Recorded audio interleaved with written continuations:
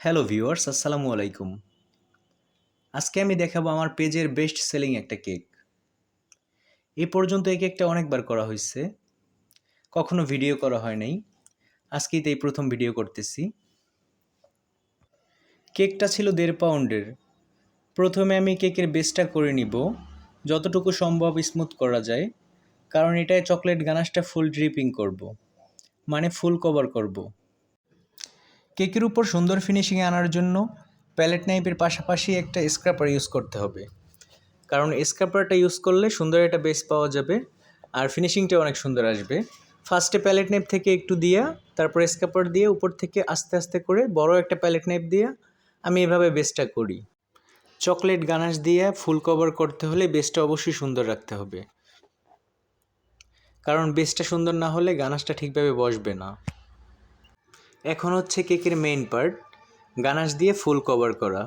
সেক্ষেত্রে গানাশটা এমন একটা কনসিস্টেন্সিতে রাখতে হবে, রেগুলারভাবে আমরা যেভাবে গানাশটা রাখি এর থেকে একটু ঘনত্বটা বাড়বে।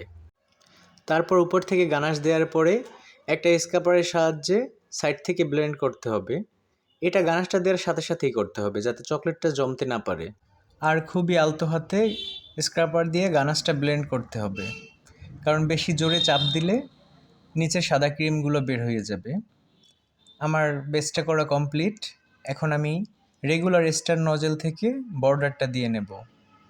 আর বর্ডারটা দেওয়া তো কীরকম সেটা তো আপনারা দেখতেই পাচ্ছেন, খুবই ইজি ব্যাপার, একটু চেষ্টা করলেই হবে আর কি। এখন আমি এই কেকটাতে ইউজ করব হাতে বানানো গোলাপ। সেক্ষেত্রে আমি চকলেট কালার ক্রিম দিচ্ছি, মানে হুইপ ক্রিমের সাথে চকলেট পেস্ট একটুখানি মিশাইছি, তারপরে এই কালারটা চলে আসছে। আর এই গোলাপ বানানোটা খুবই সহজ, মানে দেখে যতটা কঠিন মনে হয় এরকম না। আপনারা একটু বারবার প্র্যাকটিস করলেই ক্লিয়ার হয়ে যাবে। আর এখানে আমি 4টা গোলাপ ইউজ করব। তো এইভাবে দিয়ে ক্রিমটা আস্তে আস্তে একটু আড়াআড়িভাবে, তো ফুলের মতো কইরা পাপড়িগুলো দিলেই হয়ে যাবে।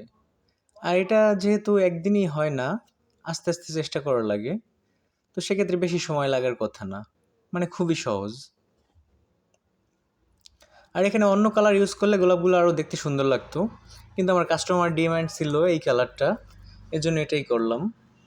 তাতেও কেকটা খুব সুন্দর লাগে।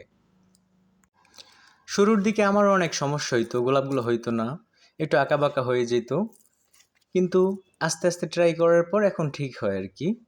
আর গোলাপের জন্য বিভিন্ন নজেল আছে, এক একটা নজেলে এক এক রকম গোলাপ হয়, তো সেক্ষেত্রে আপনাদের যেটা ভালো লাগে ওটা ব্যবহার করতে পারেন।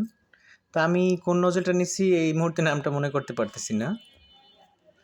তো আমার 3টে গোলাপ দেওয়া প্রায় শেষ, আর এখন শুধু লাস্ট গোলাপটা বাকি। সেমভাবেই আমি সবগুলো গোলাপ দিয়ে নিলাম। আপনারা তো দেখতেই পাচ্ছেন যে কীভাবে গোলাপগুলো দিচ্ছি। তো এভাবে একটু প্র্যাকটিস করলেই, বা ইউটিউবে অনেক ভিডিও দেওয়া আছে এরকম, তো ওখান থেকে দেখলে একটা সুন্দর ধারণা পাওয়া যাবে।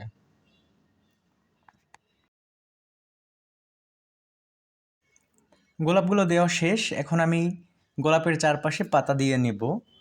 এজন্য আমি ইউজ করতেছি D70 নজেলটা। তাই D70 এই লিপ নজেলটায় অনেক সুন্দর পাতা হয়। তো আপনারা দেখতেই পাচ্ছেন কীভাবে দিচ্ছি। একটু হালকা প্রেস করার পরে উপরে একটু টান দিলেই এরকম সুন্দর একটা পাতা হয়ে যাবে আর কি।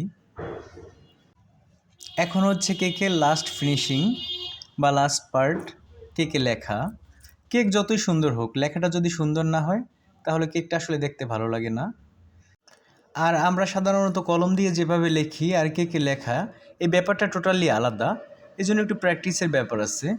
আর যাদের একটু লেখা একটু সমস্যা থাকে তাদের একটু বেশি বেশি প্র্যাকটিস করা দরকার।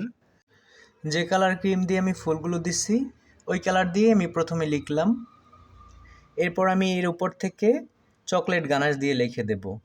আর সেক্ষেত্রে গানাশটা একটু নর্মাল ফ্রিজে রাখতে হবে। আর 2 কালার দিয়ে লিখলে লেখাটা একটু হাইলাইট হয় আর দেখতে আরোটা আকর্ষণীয় লাগে, কারণ কেকটা টোটালটা ব্ল্যাকের উপরে, তো এই জন্য আমি চাচ্ছিলাম যে টোটালটা একটু ব্ল্যাকের একটা ভাইব থাকুক।